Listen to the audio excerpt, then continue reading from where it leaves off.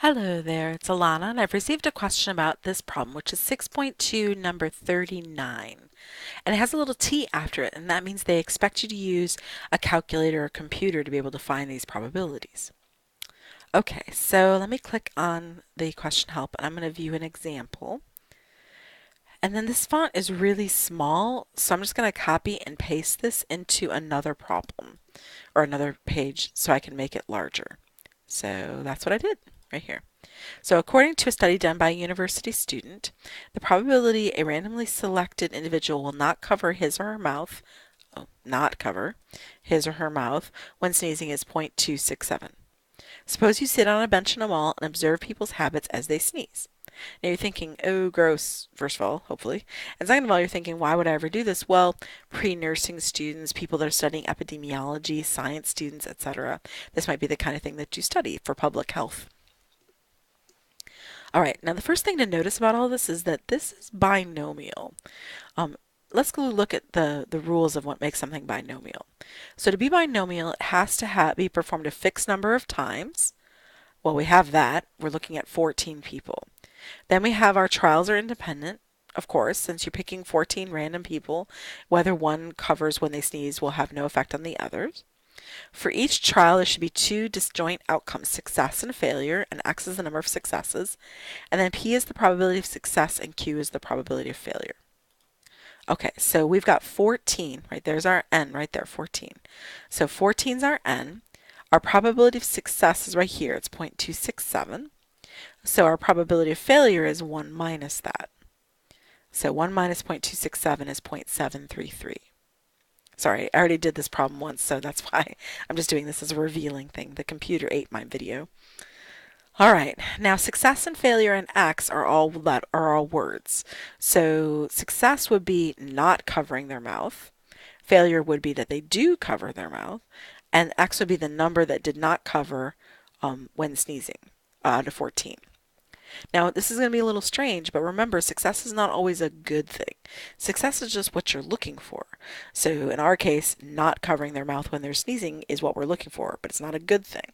It's actually quite a bad thing. And then failure is if they cover when they sneeze.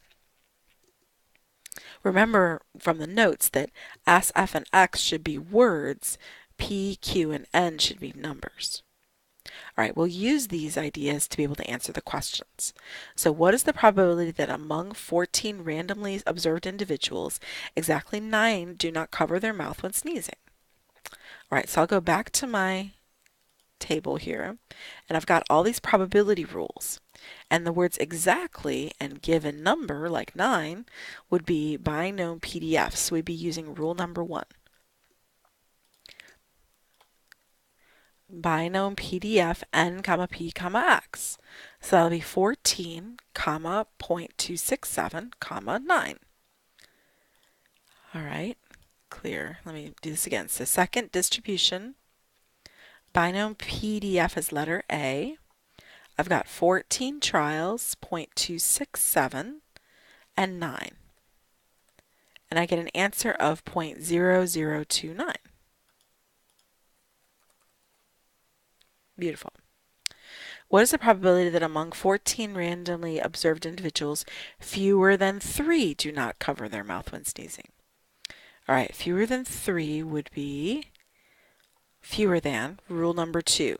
So I'll use binom CDF n comma p comma x minus 1. All right, so for us, that's 14 still. That's 0.267 still. But fewer than 3 would mean 3 take away 1. Or in other words, 2. So if I go to second distribution, binom CDF is right here, letter B, 14.267. And then you can either type 3 take away 1, if you like, or you can actually type 2. It'll work either way. Let me go back up here. If I use my up arrow, press enter, it recreates what I typed in. I'll delete this off, and I'll just put 2 here. You can see it works the same either way. All right, so I get 0.2349. Now I have a feeling the students that sent this to me, it's not A and B that were giving them trouble, it's C. So let's look at C for a second, because there's a lot going on here.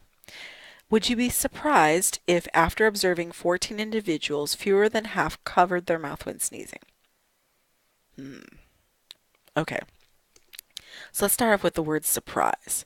Surprise means, is it unusual, right? So you're looking for unusual. In other words, I want to find the probability and see if it's less than 5%. And then I'm looking at the word half right here. Half. Half would be 7, right? Because you're looking at 14, so half of 14 is 7. So that word's a little strange. And then there's the real kicker, the word covered. So look up above for a second. If you look at these two, do not cover. See it? Do not cover. We're not looking for that. This is where the tricky part of this problem is. So these were do not cover, do not cover. That was success for us. Success was not covering. So that was no problem. But here they want to know fewer than half covered, fewer than half failed. That's a little confusing. All right, so fewer than half cover. So then what I'm saying is less than 7 covered. Less than 7 of the 14 covered. That's the same thing as more than half did not cover. So if I have fewer than 7 or less than 7 of the 14 covered, then more than half did not cover. In other words, more than or 7 or more. 7 or more did not cover. Is that making sense? So fewer than half covered. So 7, or excuse me, less than 7. So half is 7. I want fewer than that. So basically 6 or less, right? So 7 or more did not cover. There's a couple ways you can do this. So I can find the probability that, well, let's see, I want greater than. So I would say x is greater than or equal to 7. Right? That's this part. More than half did not cover. X is greater than or equal to 7. But then I want its complement, right? So I want to find the probability that fewer than half covered, then I want the probability that more than 7 covered. So what I can do is I can find 1 minus, well, here, let me show you which rule we're using. We're using rule number 5, if I'm not mistaken. Let me go back there and look. Yeah, more than or equal to. So x is greater than or equal to 7. So I'm indeed using rule number 5. So I want the probability that x is greater than or equal to 7. So the number of successes is greater than or equal to 7. Because if I have greater than or equal to 7 not covering, that means I have less than 7 covering. These two things are equal to each other. They are one and the same, right? If less than half cover, then more than half did not cover. Okay, so that would be 1 minus binom CDF n comma p comma x minus 1. That's rule number 5. Okay, but n for us was still 14. P for us was still 0.267. X is 7, so 7 take away 1. In other words, I'm going to add up to 6 here. So if you want to think of it this way, you could say 6 or less covered, right? And this would be 7 or more. Right? They add up to 1 because they're one and the same. Sorry, the probabilities are one and the same. It's that these two pieces, right, have to fill out the full sample space. Okay, so 1 minus binom CDF 14.267, 7 take away 1, which is, I will grab a calculator to make that happen. And remember, you can type it all at once. So I can type 1 minus, go to the distribution menu, grab binom CDF, there it is, 14.267, that's all beautiful, 7 take away 1. Paste, enter, and I get 0.0535. And with a probability of, I lost it there, 0.0533, 0.0533, that would not be unusual because it is above 5%. So let me write that real quick.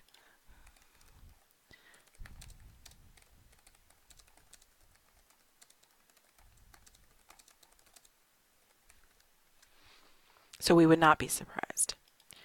Now, looking back to the example, when I click through, right here, there we go. So when you click through it, you'll see I get the same answer as them for A, 0.0029, and B. I get a different answer than from C, and I think they are actually wrong. They did greater than 7 um, for fewer than half. So fewer than half successes means, or fewer than half failures. So that means that it should be 7 or more successes, and they did just greater than 7. So I'm going to email them and let them know to fix it. But if you're watching this video before they fixed it, then what they're doing is actually the same thing we did, but they didn't do the 7 minus 1, they just did the 7. So if I can get them to fix it to the correct answer, which is my answer, 0.0533, that's correct. But if they, or maybe they'll change their language, and if they do, then they want the second one. But I would stand by my top one. I'm going to email them that the top one's correct. So the 0.0533. All right, I hope that helps.